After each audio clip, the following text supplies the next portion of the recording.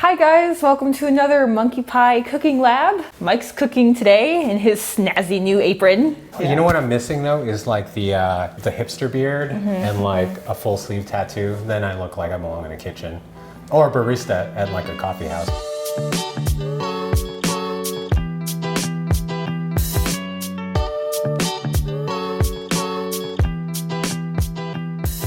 Kimchi is sort of like the Korean staple. I figure we'll do a basic recipe today. It's like a Korean fermented, usually done with cabbage side dish, what we call banchan, which is like a lot of small dishes. Kimchi, I love kimchi. It's the only thing I love cabbage I don't in. even know why I ask you anymore. I know you're more Asian than me. You can make them with a bunch of different ingredients like radish, but today we're gonna do the very traditional kind. I'm gonna show you a basic Napa cabbage kimchi. We need about a tablespoon of ginger.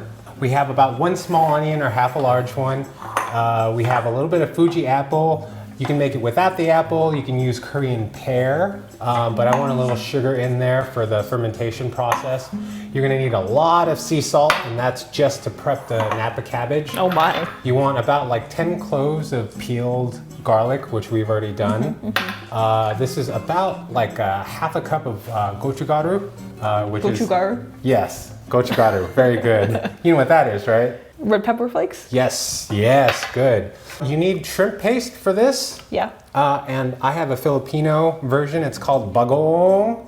I think there's like 12 O's in that, bagong. Bagong. Bagong. As a kid, I could never say, it's actually just called bagong. But as a kid, I think I struggled with that. That and the word banana. I didn't know when to end. I would say banana, nana, nana, nana. So you don't do well with repeating letters. I don't do well with words. And then you want a couple tablespoons of fish sauce. And then about like a half a tablespoon of soy sauce. We have a little bit of Asian chives here. Shredded carrots, this is optional. You can also use shredded Korean daikon. Today we're just gonna use some shredded carrots. It adds a little bit of sweetness to offset the heat, which we'll also get from the apple. First thing you wanna do is you wanna just take the outer core out, the outer layer. You could disregard that. Ooh, okay. So how can you tell if it doesn't look good? Because I see like little spots and stuff. You know? Oh, okay. Don't be afraid of the knife. As long as it's sharp, you're safe. So you want to go part way down on the Napa cabbage and then just pull. So you don't want to cut all the way through because then you'll cut through the leaves. So this is just what I like to do. Okay. Right? So we'll do the same there. Make a little cut there. Why don't you grab that and split it? Just tear it apart like you're... Ooh, this is gonna be fun. Yeah, there you go. Take a whole lot of sea salt. So much salt.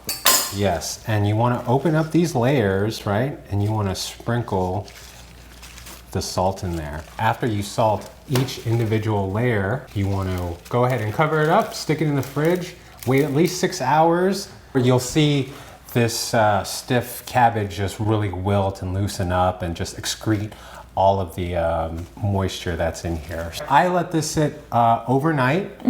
And you can see that the cabbage really wilted. We rinsed all of that sea salt off and then squoze as much of that moisture out of the cabbage. But you can see that. It looks so squishy. Yeah, definitely. Go ahead. I know. It is squishy. I know. I think you were the one in elementary school just squeezing all the clay and putty and I was. things like that. You ate glue too, I bet, right? Oh, that was the boy in front of me. Okay, so this is that. Now what we can do is go ahead and make the kimchi paste. We're gonna blend everything in a food processor. I like to do it in a blender to get a more smooth paste, but this should work as well. So why don't you go ahead and add the apples. Okay. Great, 10 cloves of garlic, ginger, right? I love ginger. Onions, and then you can add the rest of the ingredients, everything except for the shredded carrots and the chives. Okay. Were you a fan of kimchi like from the beginning? Like when you first had it, or did you have to really? Damn, you really are more Asian. I refused to eat kimchi growing up. Really? It was too spicy, it was too red, it was too vegetable. Just imagine this scenario. Little Asian boy, lunchtime, and you take out this like bento box, kimchi that just permeates like through the room. Kids don't like smelly things. Yeah, I know. Now we can appreciate it. People like David Chang are out there really like pushing forth the Korean food. Yes. We've got that going on. All we have to do is just blend everything up.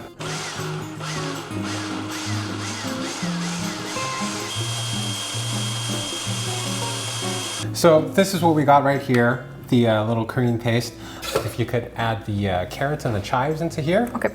What's very important too, these kimchi gloves. Ooh. Very cheap, and you get them in like Asian markets, and it's like helped me throughout the whole coronavirus Doubles situation. as your COVID gloves. Yeah, because they're nice, cheap, and disposable gloves, but they come in handy because kimchi is very strong and pungent, and you don't want to have kimchi hands all day. I quartered the Napa cabbage and kept it intact, right? I didn't cut it off at the root. Right. Because I want it to hold together. Now, I don't have any data on this about it tasting better. Yeah. But this is a little bit more traditional way of doing it, is leaving it hold rather than pre-cutting everything. Okay. Tradition. Okay, my mom made it this way. I'm going to make it this way. Most Korean ajimas make it this way. And you want to take a little bit of this paste and you want to put it in between every one of the layers. So the last thing you want to do after you've completely submerged, covered, pasted, spackled, whatever we call it, these cabbage leaves, is you want to let it ferment. So I like to leave it in room temperature, put it in a glass jar. You really want to kind of stuff it. So we're probably going to need multiple jars for this. Really squeeze and push and try and get rid of as much of that airspace. Then maybe put a little sheet of plastic wrap, cover it up, don't close it too tight. You want some room for the gas to escape. Okay. And then from there, it's really up to your tastes, right? I don't like kimchi personally too fermented, where it's like very bubbly and like soda poppy. Oh. So I personally, in a normal home environment, will leave it out in the kitchen counter for 2 or 3 days.